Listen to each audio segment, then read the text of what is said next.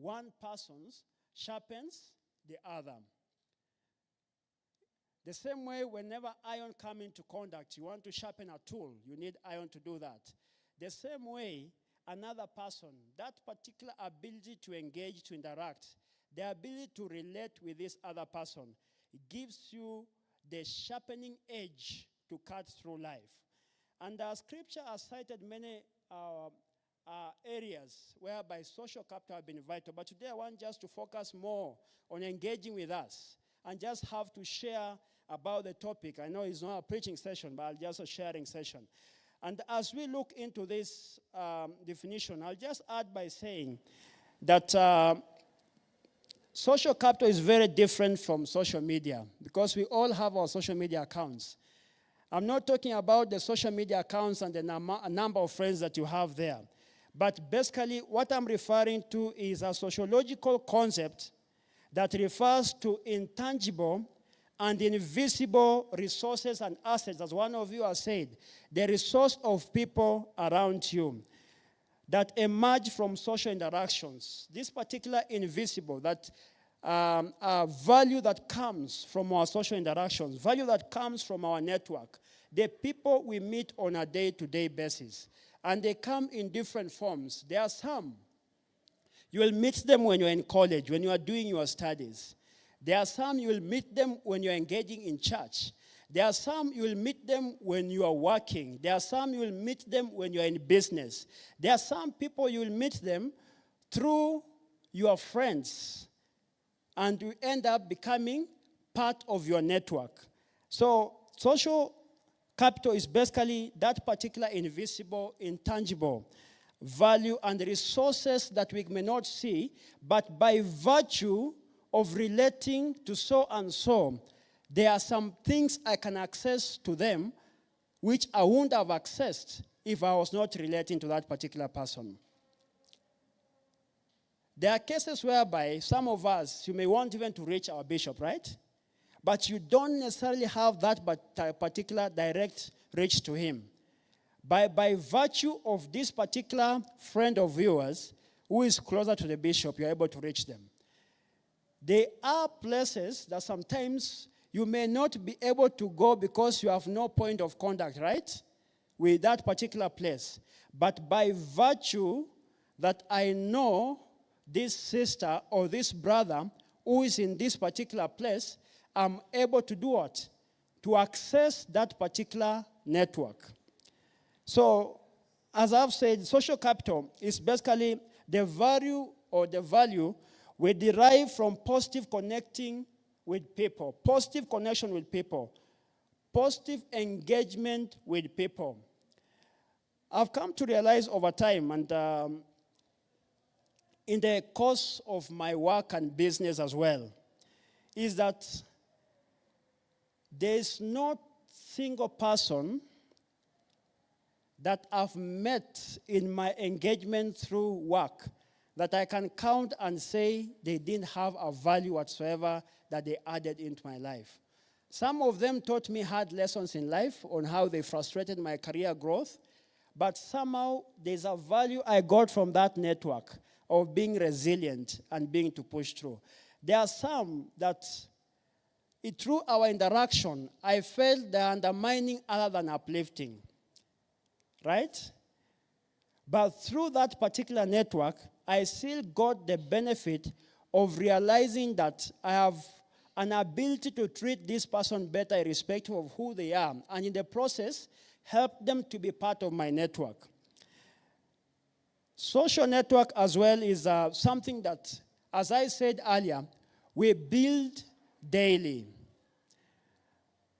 Just digressing a bit, I'll tell you a story, and there's a personal story. When I was in the university a few years ago, I went to do attachment at a company called Kenya Power. And in that particular Kenya Power, I was working under one engineer, and I will not be afraid to mention, it's called Engineer Jared Biwott. I did my attachment, and without knowing, we used to have those times whereby it is, they offer tea in the office. So without knowing, I ended up sometimes when I go to pick my tea, because I was directly reporting to him, I will ask him, can I bring you also your cup of tea? Of course, at some point, he said, don't mind, but most cases, of course, thank you. That went on for the 3 months I was there. And whenever we go out, I used to offer sometimes whenever we do the tools for testing the system, I'll tell you, just show me how to handle it, I will handle it for you, and all that. 3 months down the line, I cleared my attachment, went back to the university, cleared my studies. When I cleared my studies, of course, I went to Fellowship of Christian Unions in Daystar as a volunteer for 1 year. When it came to an end, I was like, now where am I going to start? 1 year down the line, I've been in Daystar busy preaching and discipling students. And this is not engineering. I did electrical and electronics engineering in the university. This is not engineering. So how do I plow back and plug back into engineering? So I said, I picked my phone. I called Engineer Biwott. And what he told me is that I don't have an opportunity that I know currently, but there's this particular company that is somewhere on Ngong Road, on 5th Ngong Avenue. They have an office on 4th floor. And the owner of that company is called Engineer Jabongo. I'm mentioning it because I have good relations with all this, even if I left those places. So I asked myself nowadays, they have not advertised. They have not put any job advert. But because Engineer Biwott has told me, just go and check it out. So I prepared an application. I asked him, what is the name of the company? He gave me the detail. I prepared an application. And I carried my CV and everything with my documents and went to the reception. And I said, I'm here to see Engineer Jabongo. She looked at me and asked, do you have an appointment? I'm like, I don't have an appointment, but I'm here to see him. For what? For an interview. I don't know where I got that word, but for an interview. So she picked the phone and rang the office at the corner. There's a gentleman here saying he's here for an interview, wants to see you. Then he said, did you invite someone for an interview? She said, no. Then she dropped the phone and said, he has said there is no interview ongoing. But I said, no, I just want to see him. It's okay, I want to see him. To cut the long story short, I was called in.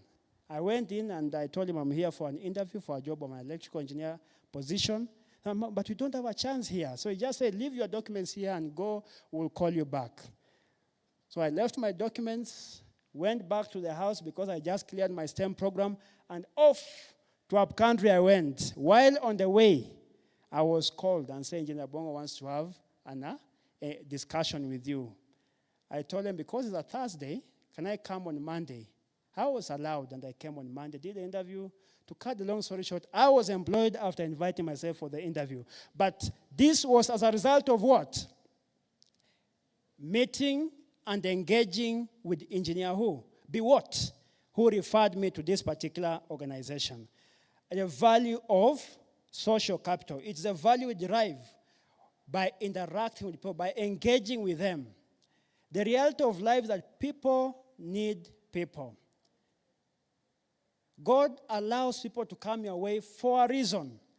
And just at this particular point in time in your life, the reality is that sometimes we may not appreciate the enormous and critical benefit that comes through people, but we only realize that on hindsight. There is an engineer who now is in the government. This gentleman, when we were in high school, the reality is that you could easily despise him. In fact, we didn't treat him as, thank you so much. We didn't treat him well, most of us. And in most cases, you realize that we used to despise, those guys who are just quiet, they don't seem to be serious in life, work or two. And most of the time, because, you think you're bright and all that, you think you can despise some people. You feel like maybe I'm better in this sector than this particular person. I don't really need this particular person in my life. There are sometimes you feel, maybe have better business ideas in life than what this person is offering. I may not need this particular person. But the reality is that the same person that some of us despised, right now is in a position of influence. For those who related with him well, we can easily take our phone, and call them, and he'll pick our calls. But there are others who will even shiver for the fact that they need his help, but they can't reach out to that particular person. There is great benefit in treating people around us well. Allow me just to share a few benefits I think one of us mentioned that we derive from social capital. We have said that social capital is a function that comes from social groups through interrelations, sharing a sense of identity, understanding values, trust, cooperation, and reciprocity. It's a collective value of all our social network. And as you said, do you agree with the statement, your network is your net worth? To some extent, right? I do agree with it. In this sense, I mentioned earlier that there are some of the places that you may not go by yourself, by virtue of the people God brings your way, you're able to reach there. In 2012, I founded a company by the name Moflex Engineering. And when we founded that particular company, I was like, I can go solo. But for some reason, I felt impressed within me to bring another gentleman who was a few years in me in campus. It's called Engineer Wahome. And when I brought him on board, and this company, of course, is just in the formative stages and coming up and all that. Come 2013, we got an opportunity whereby there was a firm from South Africa called CKR Engineering who wanted to do some offices for a global tech company at Pushotam Towers in Westlands.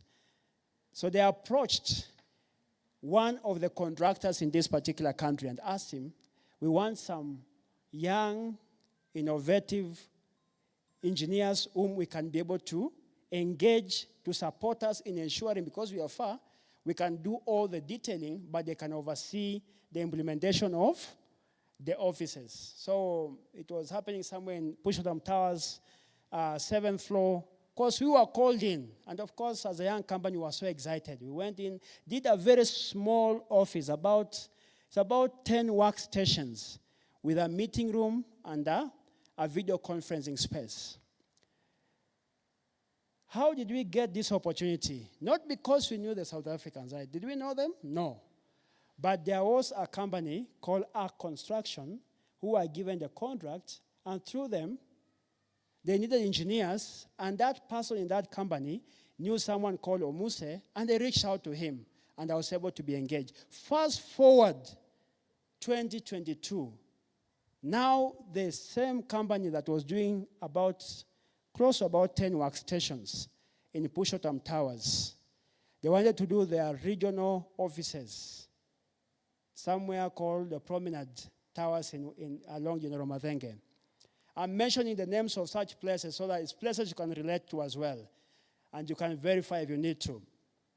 This firm reached out now to us directly and asked us, are you willing to be able to do what? To do our offices. And to cut long story short, we were able to do the regional offices for Google at Pushotam Towers, a multi-billion office setup, fully with a lot of staff inside there. And through that particular business, we've been able to do the regional offices for Visa, for MasterCard Foundation, Boston Group, among many others, including United Nations and the U.S. Embassy. Those are projects we have been able to handle through what? One network. The people that God brings your life. Relate with them well. Engage with them. Add value in their lives. See into it that you see the best into them, right? See into it that you add value in your relationship. There are people that you may be within YP, No one can know the future of any one of us here, right? God has bestowed great things for us. He has great plans for our lives. And through the plans he has, in most cases, he works through people. He'll work through you to bless others, and he will work through other people to bless your lives in a manner that you've never been able to even to imagine. Yesterday, I was climbing Mount Longonot with one of my sons. I'm married to one wife, Florence Mumboa, and we have 4 sons. So I was going with our firstborn for a hike. And this hike, we were invited by one of my friends. He used to be a member here. He's called Daniel Ndonye. I think some of you may know him. And when we were just engaging and discussing through, this topic came to my mind, and I remembered one thing that happened through that particular network. There's a time I was desiring and considering looking for a place to settle. And one day, Ndonye called me and told me, there's this place, a nice gated community, in this good environment and all that. Come and take a walk because I have a property within that place. Just see and maybe you may like it. Of course, we went and took a walk there. We liked the place. And through him, the value of that property was substantive, a few millions of shillings. But he picked the phone and called the CEO of that particular organization. And I didn't know that actually not him, his wife was involved during the transaction of purchase of that land. So I called him. He's called Dr. Ashuri. Maybe you know him somehow. Hello, this is Daniel, and I have a friend here, and I need you to give him a good offer. Just by virtue of that relationship, I was able to do what? To save substantial amount of money in buying that particular property. There is value in people that we do what? We relate with. I want just to give one more example before I go into just benefits of social capital. I have seen my last-born sister is here. You can just wave. Stella is my last-born sister. That's my younger cousin, David. You can just wave as well. When I was looking this side, I saw them, and another example just came in mind. I've been in the board of management of Machakos Girls High School, courtesy of Stella.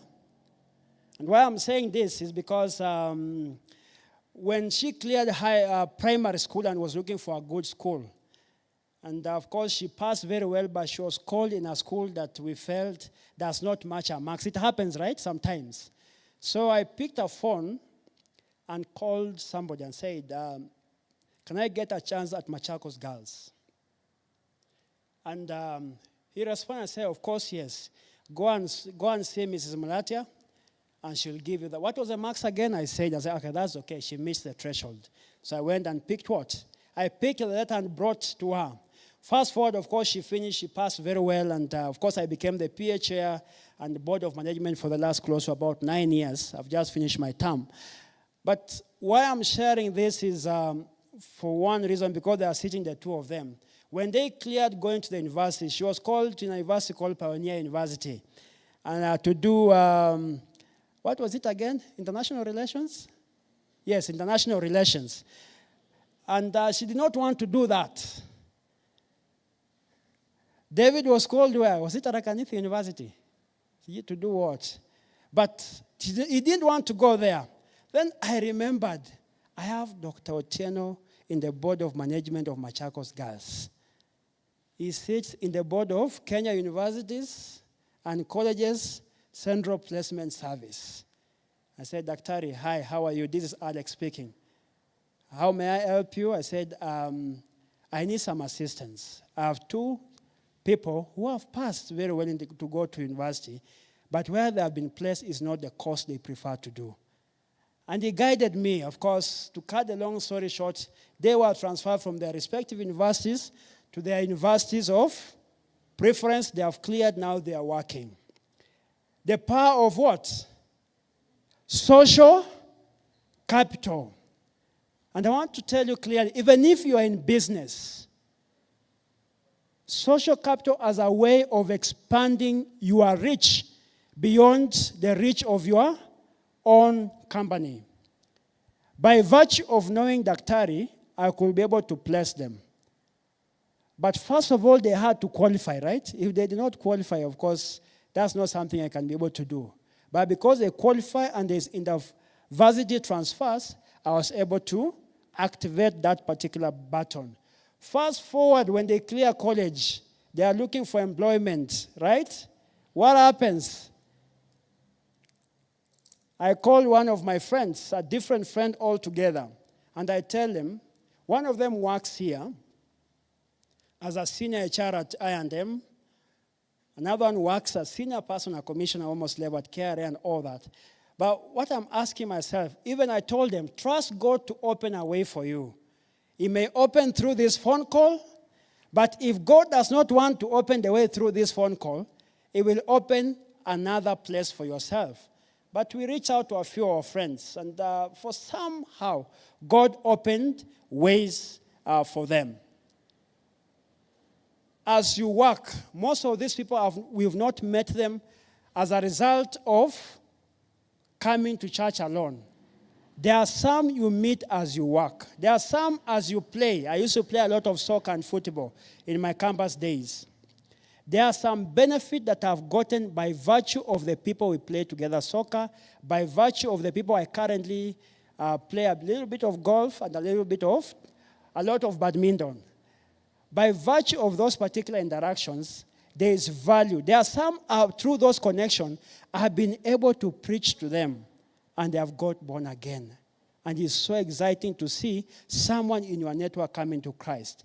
There are some, by our interaction, we have been able to do what? To build long-lasting relationships. So what are some of the benefits of social capital? And even as we talk about this particular benefit, I want you just to, in a minute, discuss with your friend, whoever is sitting next to you. There is this statement that people say, you and you alone are responsible for your success. Just confirm to me. I don't know. You can discuss with your friend. You and you alone are responsible for your success. Is it true or is it false?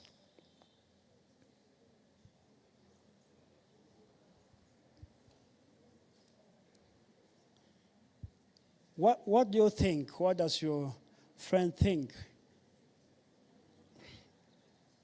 You and you alone are responsible for your success.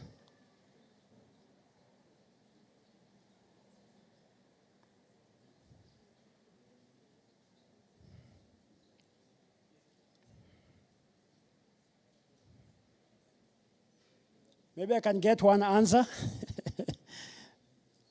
I can get one or two answers. Maybe from that side, because I didn't get much from that.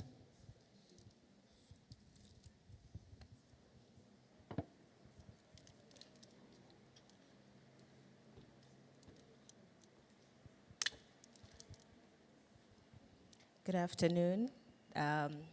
Thank you, Alex, for the insights. My answer is it's true and false at the same time. I'll start with true, because that's where I'm leaning towards most.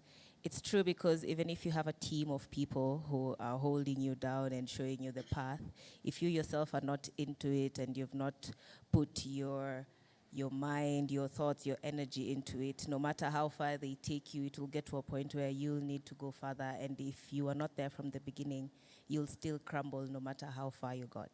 False, because obviously my neighbor here told me you can't be a one-man army, which is true because no man is an island. But then again, there's that duku-duku. Well, thank you so much. True and also false in the same measure, and she has explained our answer. I'll be able to get back to that shortly. Maybe if there's any other burning, I've seen one hand on this side. Maybe you can give him a chance, then we proceed from there.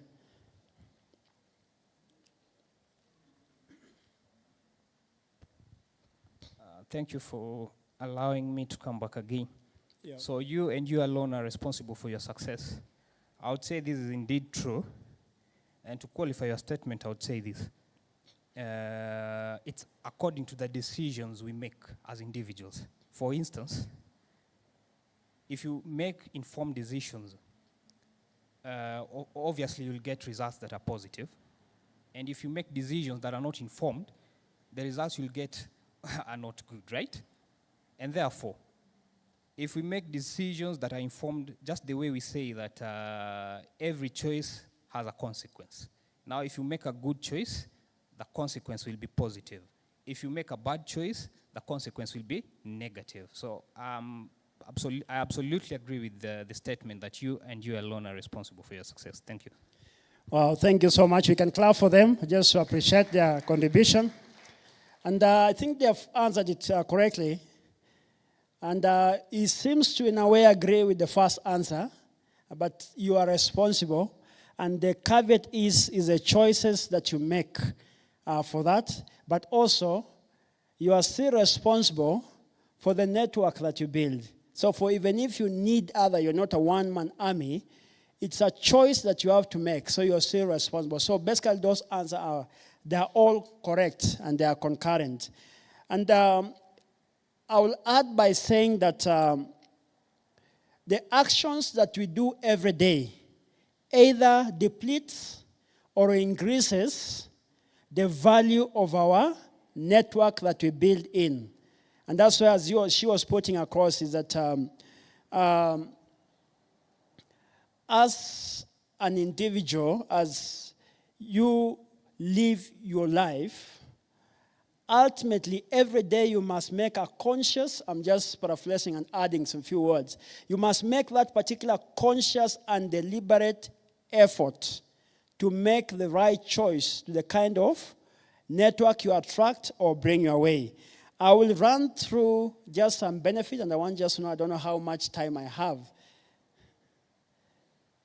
I'll be able to be advised, but I'll just run through some benefits. Number one, social capital, the network that you build, the interrelations that you build over time, the people that you bring in your life and allow to interact with you, it opens infinite doors. It opens infinite doors. And I think I've put some enough examples for that. It opens infinite doors. And I will even say, even when it comes to general well-being, for instance, I'll talk about our married couples care group that we began around 2012 thereabout. By virtue of us being in that married couples care group, there's a value that and opportunities that our kids have been exposed to that I wouldn't have exposed them if I was doing the life alone. There are places we have traveled as married couples care group that I wouldn't have traveled most likely because some of those ideas came from people out of myself. And we ended up being a beneficiary of those particular ideas. There are some people you meet at work that they will connect you through doors that you wouldn't have connected if you lived your life alone. So social capital opens infinite doors for your life. And someone said, your network is your net worth. The value of people around you will a lot of time determine in a bigger way the course of life that your life takes. When I came to CITAM, I joined CITAM in 2009. And I was staying somewhere, I will say, in the neighborhoods of Lavington. I was staying in Amboseli. I'm not ashamed. That's where I started life from. And I used to work, as I said, my first employment where I invited myself was 5th Ngong. So in between there and where I stay, there was a Bible study called Kilimani Bible Study. So they used to meet somewhere just after DOD, somewhere behind here. So I used to come from work, I walk, go to Bible study. After that, take a mat and head to my home, or my house rather. Is it really a home? I'm not sure. But somehow I used to get my sleep from there. Anyway. So in this particular group, in that Bible study, our Bible study leader at that time was, how many of you remember Elder Sam Makome? Yeah, Sam Makome was our Bible study leader. Then the members of that Bible study, we had Dr. Kariuki, we had Paul, we had Faith, we had Caroline Munga and her husband, we had the Major General Joe Fortieno, within the same group. We were only 2 young people, myself and a gentleman called Nelson Nyaga. Now he's in Sitam Kikuyu. And one thing that challenged me, and that's what I'm saying, sometimes your social network will determine sometimes some tangent that some of your life takes. In that group, I was immediately challenged. One day, Sam Makome called me aside and told me, how much have you saved? I'll share this with some of the young men here before in our meeting. And I'm like, saved? How do I save? The money I'm earning, how do I even think of saving? Whatever I'm earning is it's just taking care of my needs at the moment. So he asked me, how much do you pay for rent? And I told him, and how much do you earn? And I told him, and okay. So he told me clearly, I think you need to style up. And you know, it does not mince his words. He told me you need to style up. You can't be paying all this rent and you can't save for yourself. And he told me in 3 months' time, when we meet, at least you must save X amount of money. I thought I think I'm going to move out of this Bible study. I felt like I'm being attacked. I'm under attack. Because, at the level they are in, I think that time he was the CFO of Equity before he went to be the CEO of KCB. I was like, this is a bit crazy. I thought maybe I was off the hook. When I came, the next month when I came in, I came early, or rather other people came late, so I was early. I wasn't really very early. But so I met him with Jove Otieno, and also I met him, whoever was there was also Mam Karo Munga. Unfortunately, she passed on. So I came the way you buy suits. I have my black suit, nimewekelea hapo nasikia nimechapa look poa. But when I get there, Mam Karo pulls me aside and tells me, my son, when you buy suits, these things, Super 180, Super 150, those 2 labels, you remove them. No one is interested in seeing them. We don't care whether that suit costs 10K, 5K, or 50K. No one cares. All you need to do is to look nice and presentable. Whether you bought it at 2,000. Nikasikia nimekuwa dressed down, vibaya sana. In fact, that Bible study, I stayed the entire part with my handkerchief. Just showed Jebamba, ama Jebamba, I don't know how you call it. It was all over me because I could not concentrate. 3 months down the line, Sam Makome is on my case, together with Dr. Kariuki. How much have you saved? I told them at that time I had saved just a little, not what he wanted me to save, but I remember this is what I've said. Hey, good, you are now in the right path. And just by going to Bible study in their houses, you look at the house and you feel, okay, people are living a good life. Na umeanza tu maisha hapo, unashangaa, hey, the kind of seats, the kind of screens, the things you just said, Lord, I desire, were all. My dreams were right before my eyes. But it challenged my life. I kept them close up to now. We still engage and interact. But through that saving is the money I used to invest and put in the first house I ever acquired was as a result of the savings that I did because I continued saving. Then in the process of saving, as an engineer of a project, it was happening somewhere near Kitsuru Terraces. So those people were building. I was an engineer. My work ni kuchapa tu drawing, design, supervise, tuwamalizie nyumba yao. So one day they asked me, Alex, do you know someone? We have 8 units and we are only 5. We need 3 people to take the 3 remaining units so that we can get financing, because walikuwa wanachanga kama my friends to build those particular units. So nikatafuta. Then I came back and asked them, this particular, how much is the deposit? So the deposit they told me was exactly around the same figure as the savings I had. But I said, no, Miss Jatosha, sijafika hii bei yao. But it went on and on. Of course, they got one person. Then one of them said, me, I'll take 2 units. So it remained 1. So nikajiambia by then, nikichelewa hii moja pia itaenda. So I told them, I will take the units. And I remember that investment because of what? Someone told me while I was starting off to save. The second investment in a similar manner. Some of my friends came together and they were putting up something called cozy. I don't know, have you ever had cozy suits? Anyone who have heard about cozy suits? Yeah, I think maybe one of you have heard about it.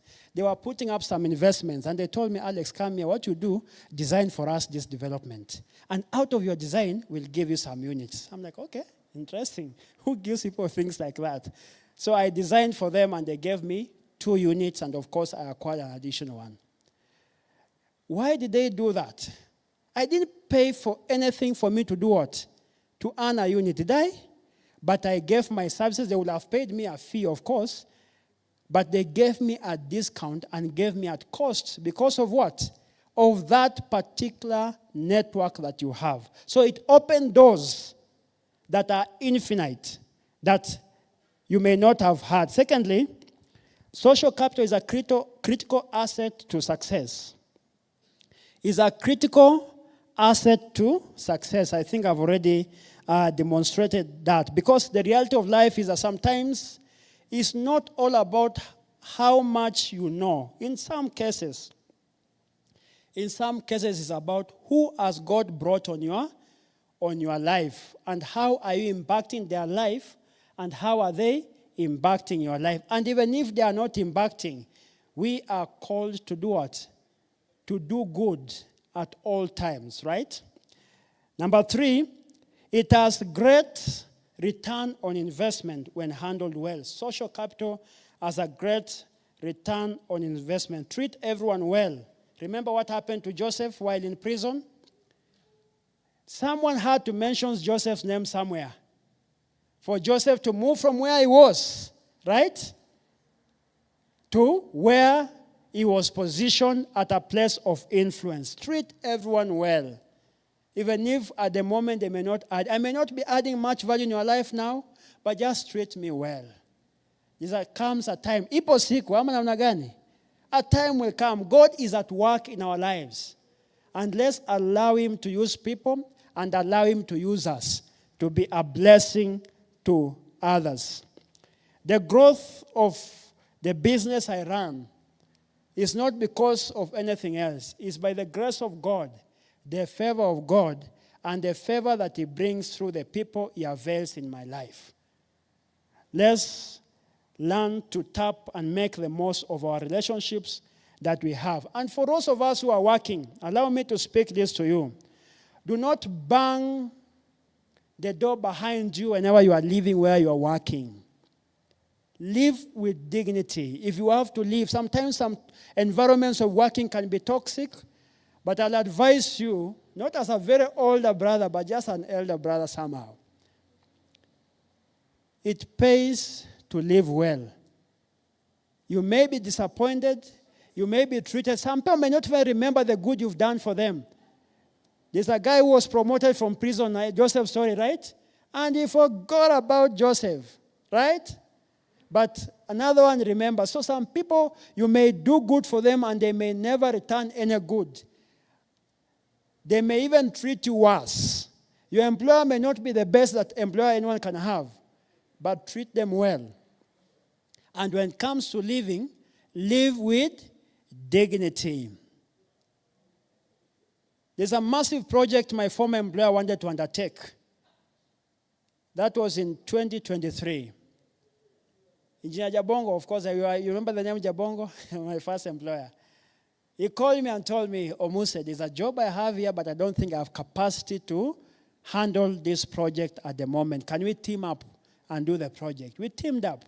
And now we are almost finishing that particular project. It's a massive, massive, multi-billion project. The point is this. If I slammed the door behind him, what would have happened?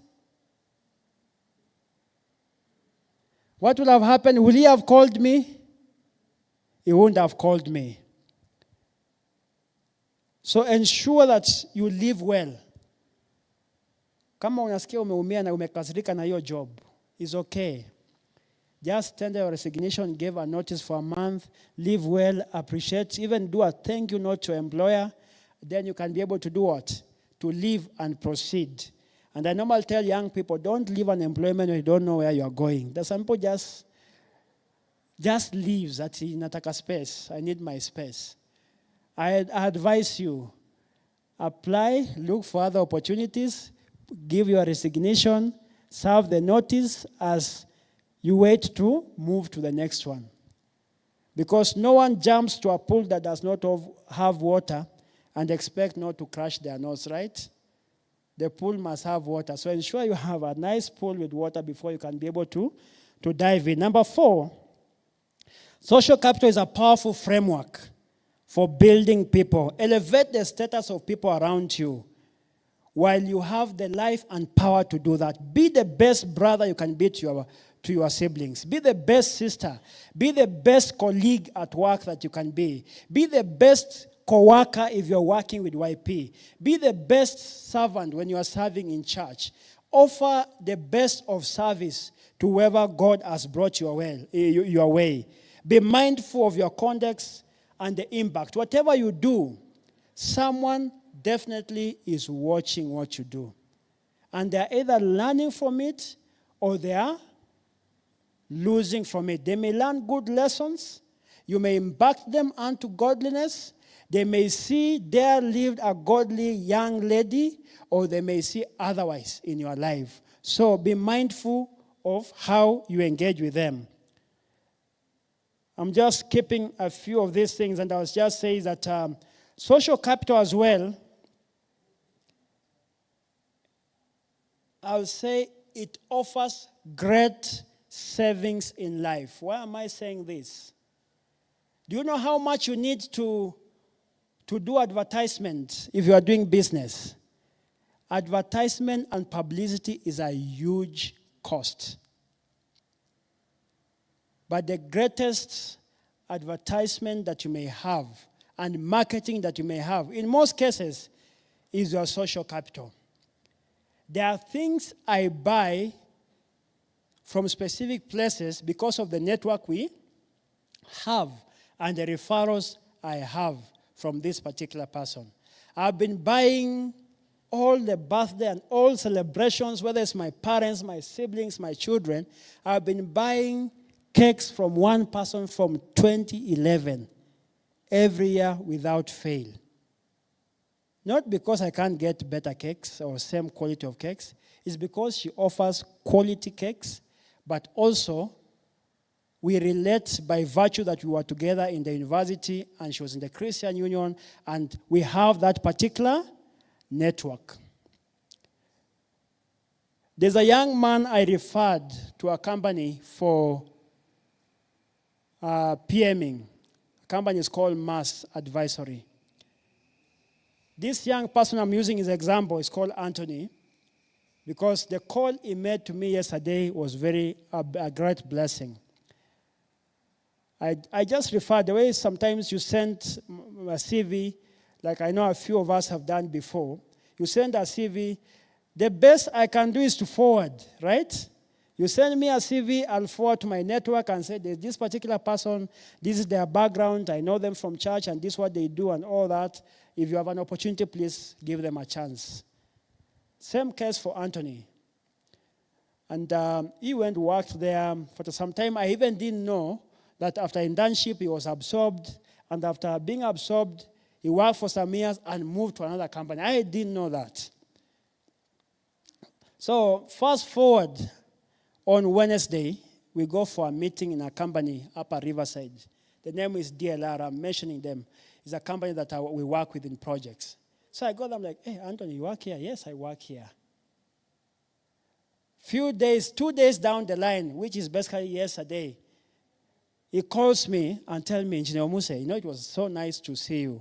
And actually, when I met you, I remember that we need an engineer for a project in Kilimani. I'm like, okay, wow.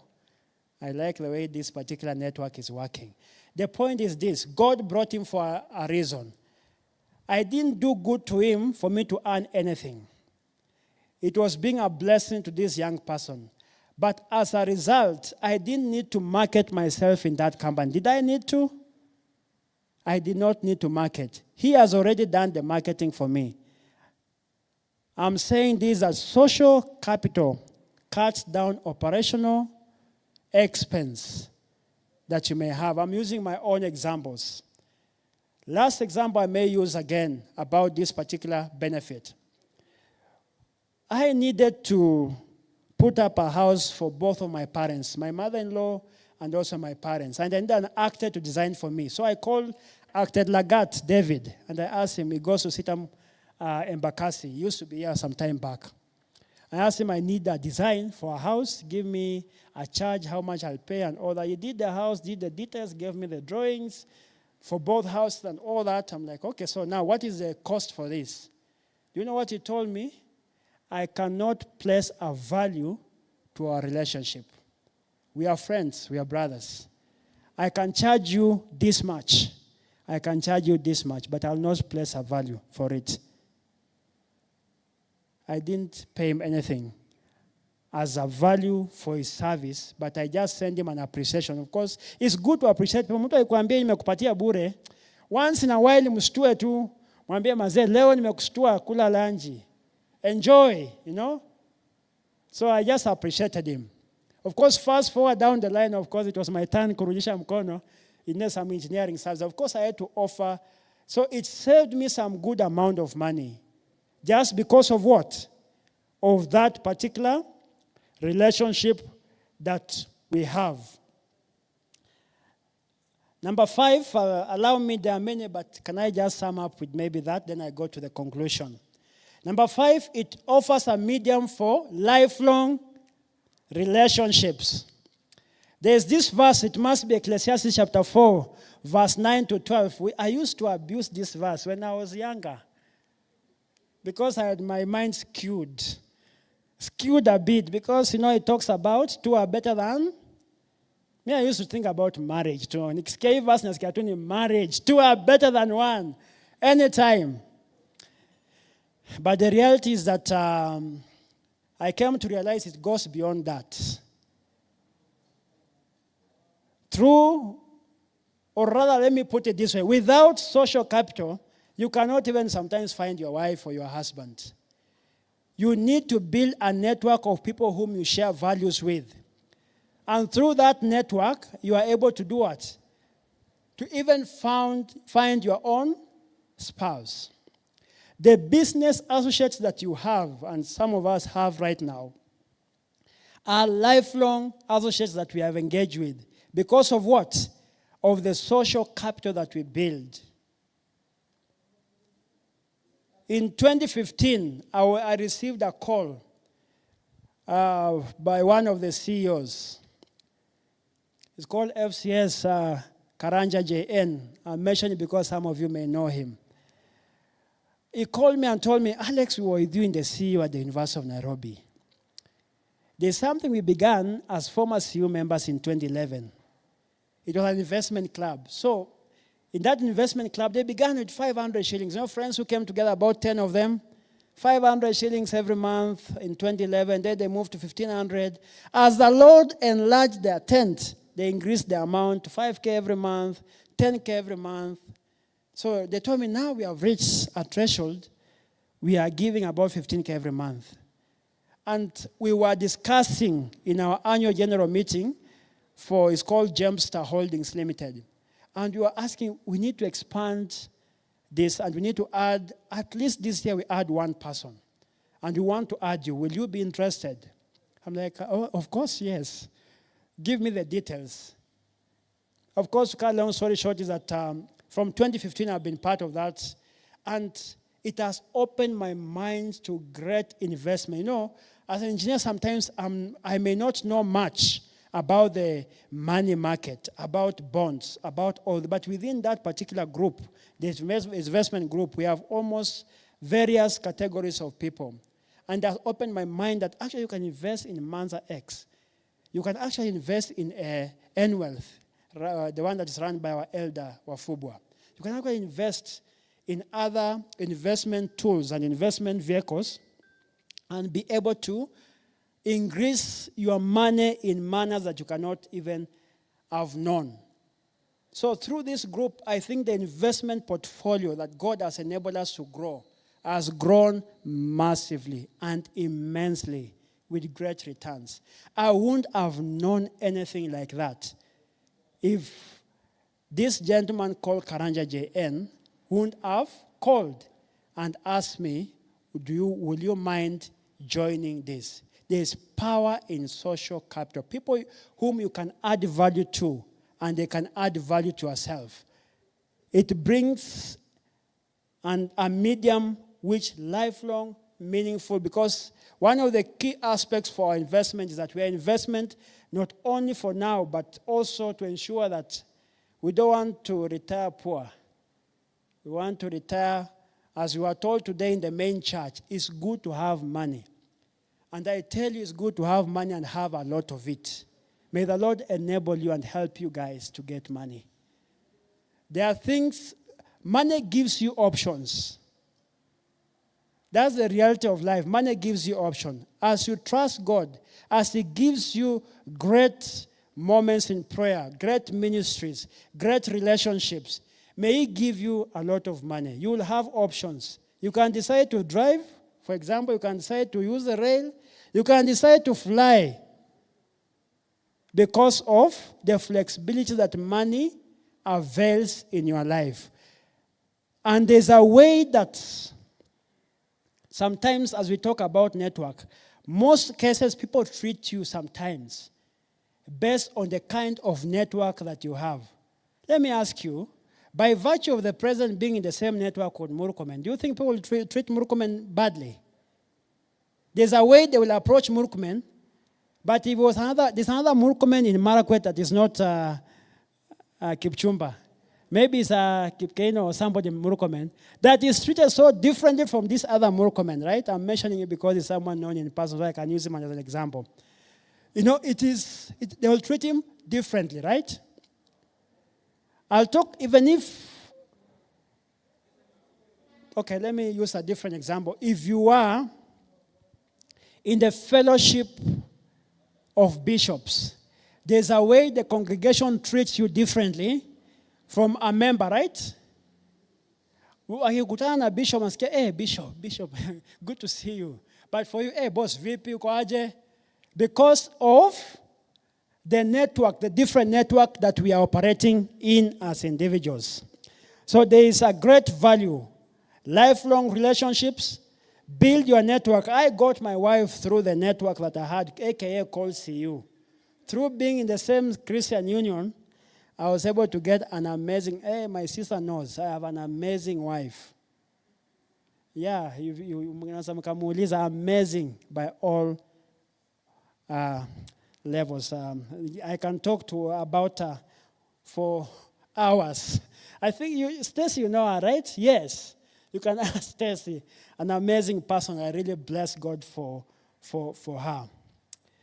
I don't think I'll be able to finish this topic. I may have to come some other time to continue on about facts about social capital.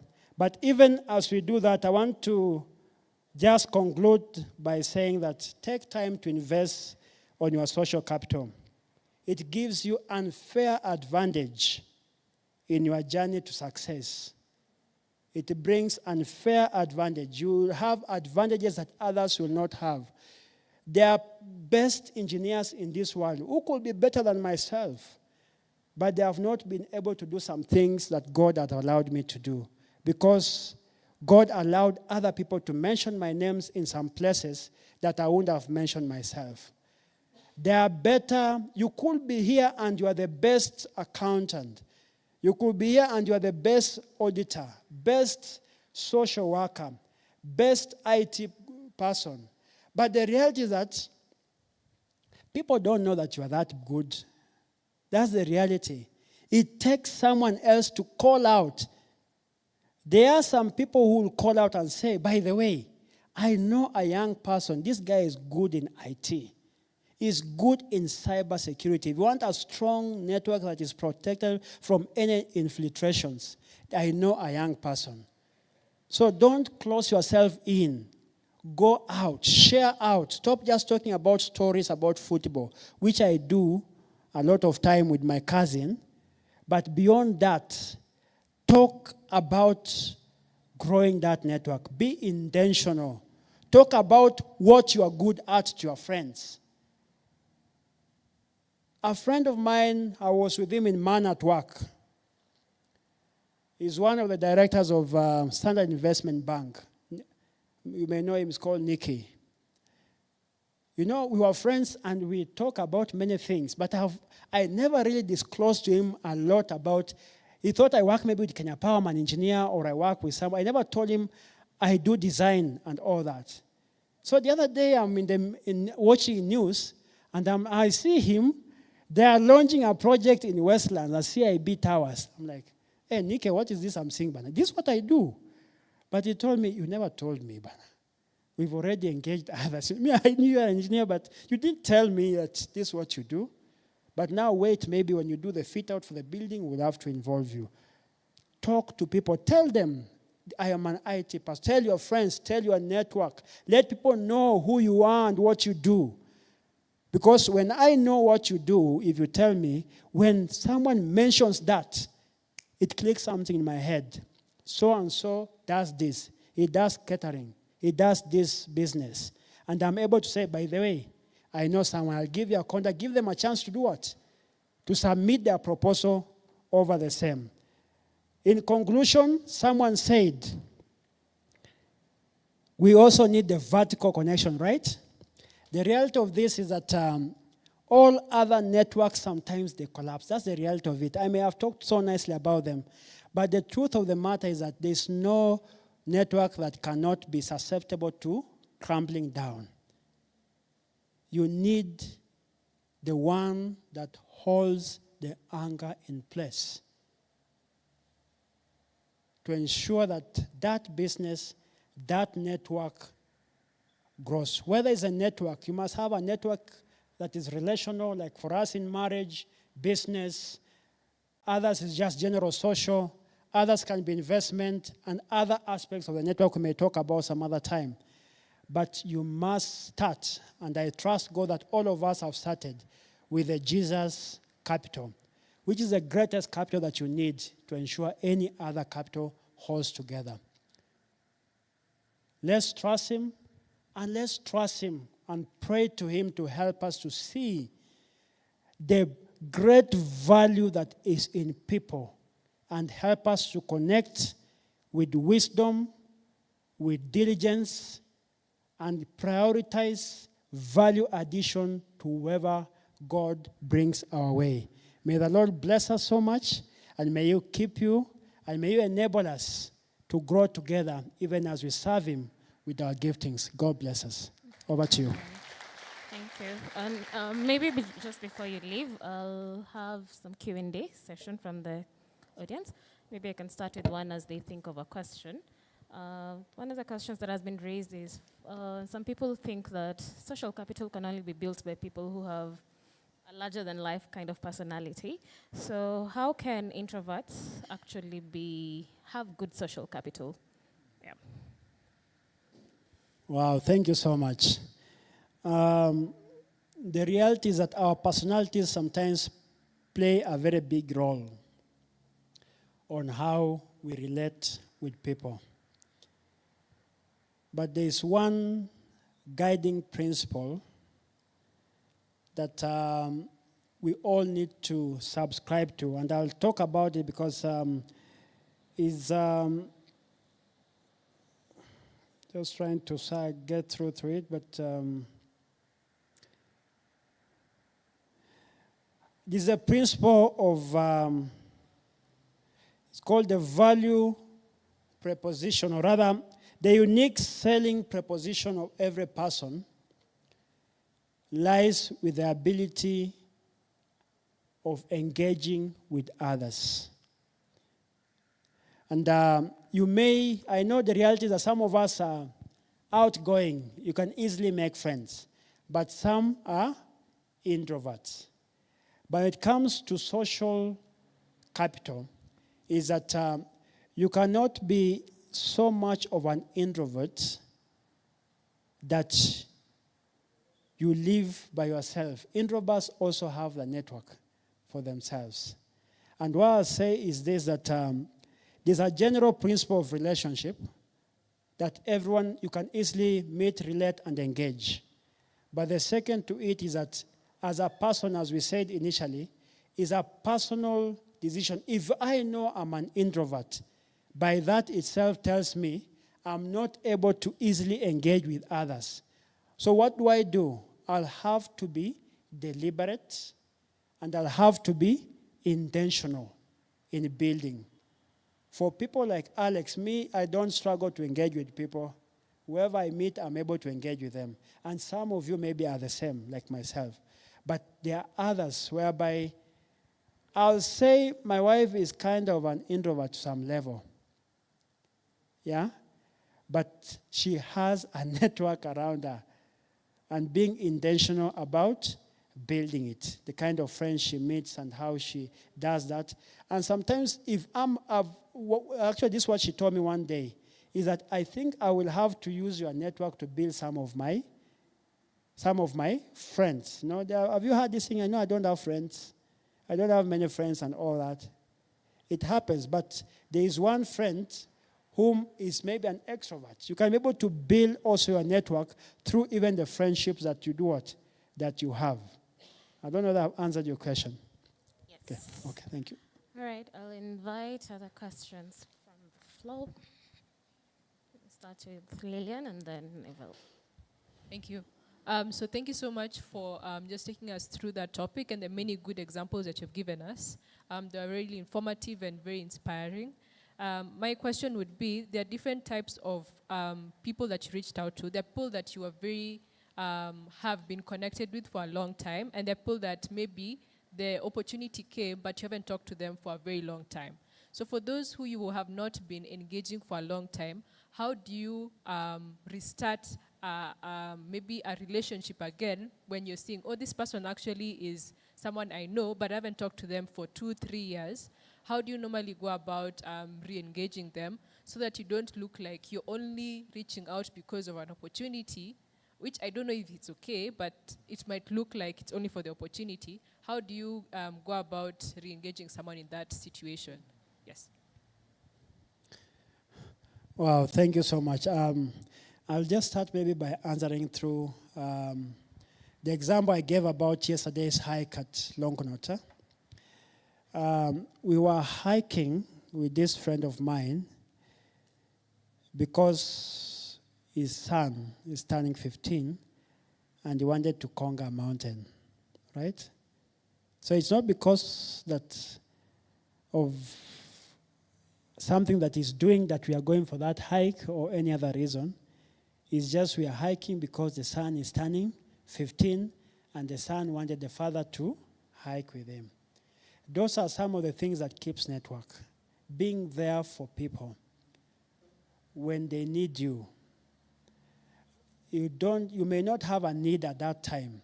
Like, for example, I was there for him.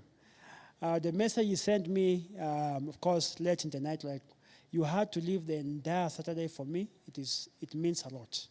It means a lot for me and my son. Last week, but on Thursday, I was meeting a friend whom we were together in campus. We have not met for a very long time ago. His name is Livingston Asala.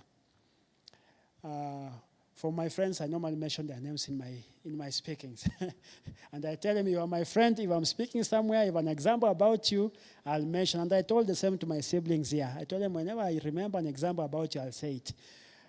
So it's long since we met. But of course, just picked a call and said, let's do coffee.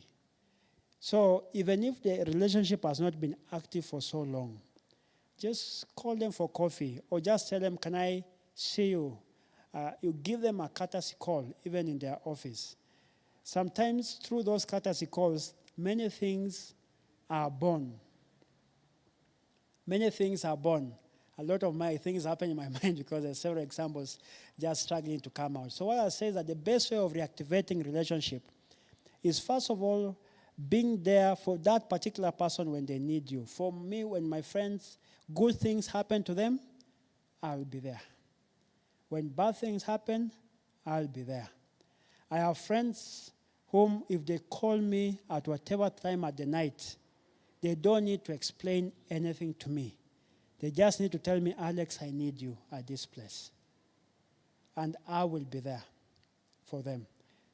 And that has worked a lot of, I say, great blessing in both of our mutual relationship. People appreciate when you show genuine interest in their life and the life of the people around them. Your friend's mother is not feeling well, and she has informed you, my mom is sick.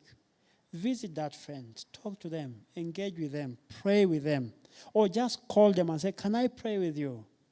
Pray with them for that. Your credo 2 minutes, haitafunja mfuko wako.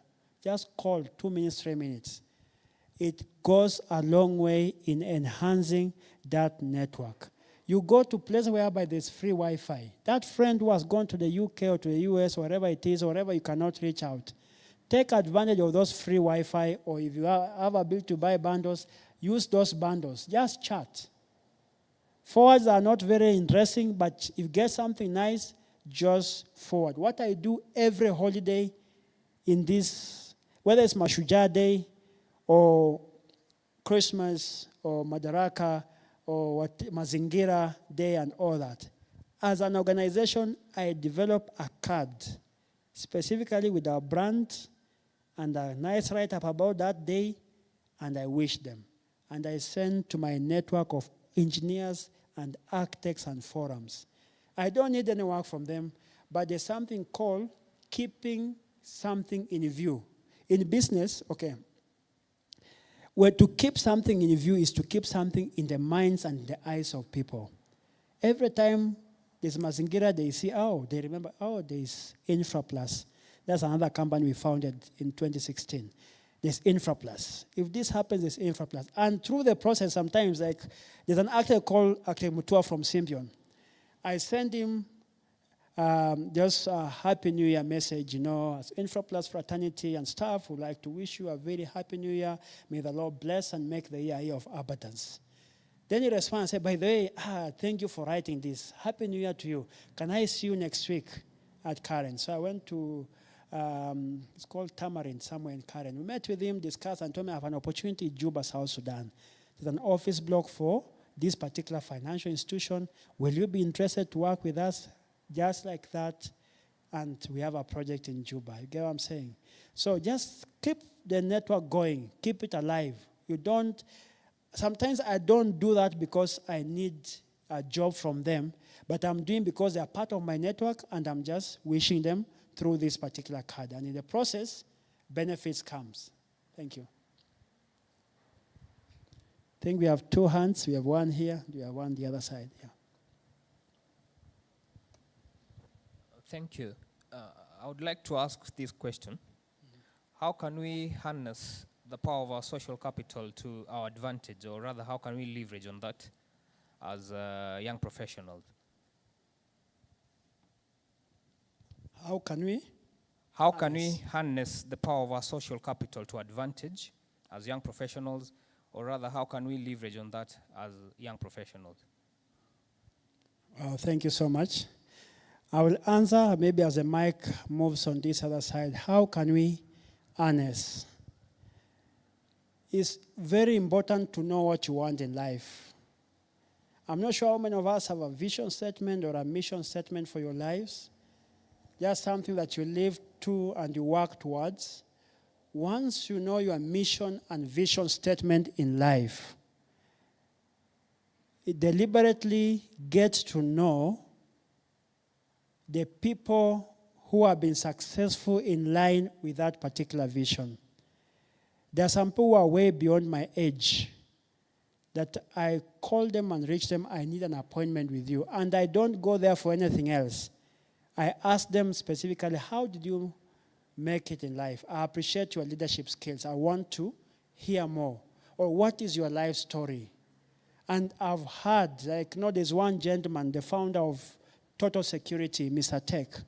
He's an old guy. I met him one day. I even went and spent in his house in Eldoret not long ago. And I asked, what is your story? He told me how he grew up in Marakwet. I know that he struggled in life, came to do something in Eldoret, came to Nairobi, and right now he's a billionaire. He's a loaded person. So just listening, it pays to just, as a young professional, to pick and say, I've seen this particular person in the field of architecture. Maybe like my architect friend there. This is how they have been successful. Engage with them. Call them out. Go and meet them in their office. Do coffee. There are sometimes you may pay that particular time of a lunch with them. You may spend 5K or 10K for that lunch with them in that place that they prefer. But the value you derive from that comes in multiples down the line. It may not be financial. There are some people I've met, they have not given me any financial benefit. But they have sharpened my leadership skills. They have sharpened my thinking. They have broadened my understanding. And the way I view things, I tell you, my sister can confirm, I come from the remotest part of Mount Elgon, somewhere in Mount Elgon, huko hivyo. I didn't have much exposure. But because of the people God has allowed in church here, this church has people, and let me tell you, this church, God has blessed people with great leadership. If you want leadership skills, talk to them. If you want things to do about spiritual growth, you will find them in this church. If you want things about business, you will find someone you can talk to about business. If you want something about engineering, you will find someone, including the one speaking to you, who can speak to you about the issue about business in the engineering or turning your career into business. If you want in field of commerce, we have CEOs here that I know. We have MDs in this particular church, and they are part of the men's fellowship and part of this church. There are people you can reach out to, and they will broaden your mind in a manner that you will not understand. How you start your life right now, the way I mentioned about the issue of Kinamakome, the way I saw them, it opened my mind, how I think, how I view things, and that it grew my faith. And I told myself, when I heard the way Joe Fortino told me how he came to Rose to be the head of Air Force in Kenya, it challenged me. I realized my faith, I can also trust God for bigger things. There's nothing too hard for the Lord. I can do it as well. If Joe did it, if Sam did it, I can do it. And through that particular faith and inspiration, there are many things and many places across this world I've traveled to because someone else took time to open my mind and to help me get the value. So as a young professional, you can harness the value of the social network by, first of all, grow within yourself and open your mind to people around you. You can start with the church. You can even go just your pastor. Ask your pastor, you will find someone to speak in any topic, I can assure you, within the church. Just mention to your pastor, we want to handle topic about this. There are people within church who can do that. And if there is no one without church, sometimes we go out. We can invite from other like-minded people, all the same values as we do, and come and speak to you guys. Thank you. Thank you very much. I'm Neema. I'm a lawyer. I'm also a student. I've done business. I've been auctioned. So I've been going through a lot. So my question is, do you... I don't know whether it's on. Is the microphone on? Yeah, I think it's working.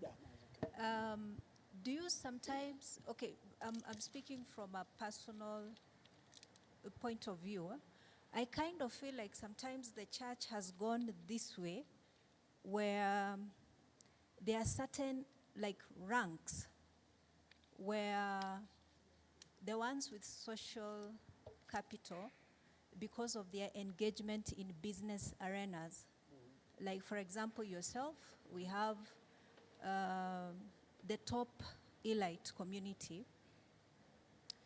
Do you feel for a group like ourselves now?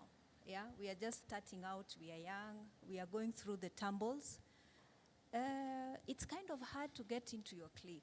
It's like a special club for you guys, and it's somehow very hard to penetrate through. And I thank God that you can avail yourself to people like us, as humble as we are.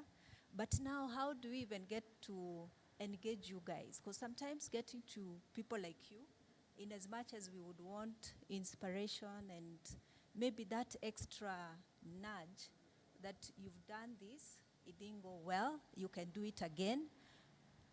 I kind of feel like it's like a roof which is very hard to crack through, especially if you have failed. Like I said, I've done business and failed, so there's that stigma around you where you guys feel like maybe investing with people who have tried and tumbled, it's kind of a bit bumpy for some of us. So like now for you yourself, how would you reach out to people who have been there? They are really trying. Maybe it's part of growth. And from what you have said, I feel like for you it was just a straight path. It was just a smooth ride into where you are. Yeah? So how do you get to the humble people like ourselves? We are young. We are still on the way in the tumble session of our lives as we go. So how do you relate with some of us? Yeah, how do you bring this special club of high-flying characters to people like ourselves? Wow, that's an interesting question. The last statement I made is that I come from very humble background myself, and I mentioned that actually as we grew up, we had mud walled houses, grass touched. I think the first permanent house that we built, my sister can confirm, is what we built for my parents. It's not been like it's been a rosy path. I can't say that, as I mentioned initially, I invited myself for an interview, so I didn't really have like a serious godfather who can help me out here. But God, my father, helped to connect me to a few places. But just to come to your question is that I've mentioned some success stories, but there are two firms that, of course, I mentioned Morflex Engineering in 2012. And I've mentioned InfraPlus. Both are growing, but before then, we had El Clasico Media, who were doing video and photography as a business. Before smartphones came and stole a lot of our business, people did not find the value of some of the services we were doing. But so we struggled with that business. We started another one called Tembo Communications, doing networking, CCTV, security systems, and all that. I say we tried. That's all I can say. We tried, but it wasn't very successful. In fact, my partner at some point left, went back to employment. Yeah, so the partner I'm working now for this other business is different from that one. Is still employed. He's still a friend. He visits and we talk, and he helps me sometimes in doing some projects within Mombasa. Then we found a company called Ganda Communications. It also crumbled down. We didn't succeed much. So I just mentioned a few that were successful, but the others that to ensure character development somehow. Yeah, but just to say that the reality is that there's no insignificant person in life. In fact, what I try also to put across as a part of the leadership in church and all that, of course, serving within the church, serving within the various forums, including advisory. The reality of it is that I normally say that and we all believe as a church, together with the rest of the advisory team, that there is no single ministry within the church that is insignificant. From Sunday school to the youth to whether it's YP, women ministry, challenges, men's ministry, all of them are critical and important for us to fulfill our mission as a church. So, and that's something which, is that's why you see our pastor is really demystifying sometimes. We have, in the last 2 years or 3, you may have realized, even the issue of reintroduction of having one family service once a month, whereby everyone goes in church, is that particular unifying factor that we are one community, irrespective of the level of society that you are in. Once you get into the church, we are all in the same platform. You may be, like now I know we have sometimes CEOs here of maybe Coop Bank coming to church, maybe the vice president coming to church here, among others. But once you get inside the church, we are all in the same platform as one family of Sitam Valley Road. When it comes to business and accessibility, we've been trying, and also through Peter, who is a leader of CBF, we've been trying as much as possible that all the activities within the business forum is not, there's a time it used to be almost like something for men ministry and women ministry and all that, but right now is it cuts across. Anyone in business belongs to this CBF. If you want, either intending to be in business, working there to be inspired or to be mentored in business, you plug in so that everyone can be able to belong. So I would say that for myself, I'm quite accessible. And I speak a lot. Having served in several board of management in schools, I speak a lot in high schools. I do a lot of career mentorship in high school and also universities and colleges, working with the Institution of Engineers of Kenya and, of course, ASEC Wings. So just to ensure that from all facets of life, we can have a growth in our respective levels. So yourself, even as a lawyer and someone who has done business, we can still be able to engage and interact. It's open. And that's why I mentioned in my other talk is that through the point of contact to any part of the ministry is the leadership, for example, of YP. And sometimes we want to reach sometimes other ministries. They can reach directly. They have the access to anyone within the various ministries. And if you need to go through your pastor, you can reach out to Pastor Cole, reach out to him, reach out to any of the other pastors, and they will be able to connect you to wherever area of business and enterprise that you want to engage. There's always a mentor within that particular aspect. Because if we all grow great, it's for the benefit of the kingdom. And the kingdom needs kingdom financiers. People who can be able to support the ministry and ensure that the ministry grows. And we need everyone to be empowered to the extent that God enables us to be empowered. I don't know if I've answered your question. Okay, so thank you. Great, thank you. And just one final one. From your experience briefly, what have you seen as being the cost of having a weak social capital? Have you seen cases where people lost opportunities, yet they were competent, but they had a weak social capital? What are some of the instances that you know of, and what's the cost of having a weak social capital?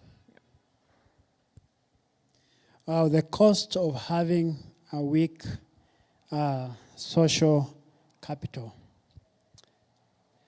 I may not have many examples about the same, but I don't know, for some reason, the story of David and Goliath came to my mind. I don't know why. But I just thought when you asked that question, guys never believed in David, right? Even his own father, when all these things are happening, it just comes as someone like a afterthought. But there's one, kuna kamoja kanachunga kodoo huko. Yeah, you can even call him in. So he comes in, of course, Samuel does it, and the guy is anointed. Fast forward, You see, when the Philistines challenges them to get among them someone who can be able to fight Goliath, no one thinks about David. Who mentioned David to Saul? Huh? Nobody. Nobody mentioned. Nobody even thought about him. So when you ask about missing opportunities, I just thought about him. Goliath could not have been slayed if David did not. No one spoke to him about him. No one spoke good about him. Even if when he presented himself, the brothers were wondering, what is this shepherd boy doing here? What business does he have with the fighting men, the mighty men of war? He did not stand a chance and he did not have an opportunity. So that means David could not, later on women were saying, oh, David has killed, how many? 10,000, right? And Saul has done what? Of course, that brought David a lot of trouble. Sometimes some praises you get, hey, but anyway, what I was saying is this. He would have missed the opportunity if he didn't speak up. Because no one could identify with the skills that he has. And the same applies to us. Sometimes you will lose a lot. It doesn't cost much to build your social network. It costs only being friend, being good person, adding value to others, and deliberately keeping the communication line alive. It is very cost effective. But you may miss, thank you, I've just remembered. There's a railway city project that being put across, a massive project coming in. And the guys who are doing, is a UK firm that won the bid, and they are doing it and preparing that particular pitch. Of course, they invited engineers who were not invited. It's a massive project. Then one time when we were having just a forum with one of a company called MR. They do PMing and QSing. So we were having a forum and engaging. So they listed one of the projects. I'm like, what? Who are doing this project? It's a massive one. I'm excited. I want to be a Columbia. Unfortunately, I think they have some other engineers. However, there's a chance on contract management which you guys can help us. But how comes you guys were not invited? You see, I've just remembered that question when I was asked, how comes you guys were not what? Invited. And probably, in those ones, the guys who are doing the shortlisting, most likely they didn't know about our farm, right? Maybe we do not belong in that social network, right? But these guys were like, how come? So they're wondering, you meet the requirement, but you are not there. Just the same way, if you are not in the race, you may be the best athlete in the world that the world has never seen. But because you are not in the starting line, you don't have a chance of winning the medal. So you need someone to allow you to be the starting line for you to do what? To win that particular medal. So as you were asking that question, as I was just summing up my answer about David and Goliath, I just remembered, how comes you guys were not in the list? Because we are not in that network, and it's a massive project. So there are those things that happens, when, and the same way, even the story about the CIB tower that is being put, that I miss, not because I'm not in that network, but just because they don't know that this person in this network can do this. So there are opportunities that you miss because the people in your network do not know what you can do, the services you can offer. You may be a good MC, but they don't know that you're a good MC. You may be a good orator, but they don't know you can't do voiceovers because they don't know you can do, because you've not expressed it. You've not presented yourself to the start of the race for them to see this person can compete in this particular race. Or the second bit, the people within, by virtue of you not being within that network, you cannot be brought in to reap return on investment that network brings across. Yeah. Wow. Wow, thank you so much. Thank you very much. Let's appreciate our speaker for pouring into us. Thank you very much for sharing everything you have shared, for just pouring into us. And our prayer is God keeps blessing you and reaching you, even as you share that knowledge with others. May He keep growing you. May your networks keep growing. And for being a blessing to us, we pray that the Lord will bless you and increase you. Thank you very much. We can clap for him one more time. Yes, and thank you for sitting through the session to the end of it. I appreciate each and every one of you. I believe we've all picked something that will help us moving forward, right? Yes, so just 2 announcements or 3 even as we come to a close of it. Do we have any first-time visitors who've come to IP for the first time? Nice. I see I have quite a few. At the end of these, let's meet here so we are able to have a conversation with you and add you into our forum. So let's meet this side where the seats are just aligned. Let's meet there. Number 2, we'd like to take a moment to appreciate each and every one of you. As we had mentioned before, one of our own lost her mom, that is Priska. On behalf of the committee that organized and on behalf of the family, you guys really came through for us.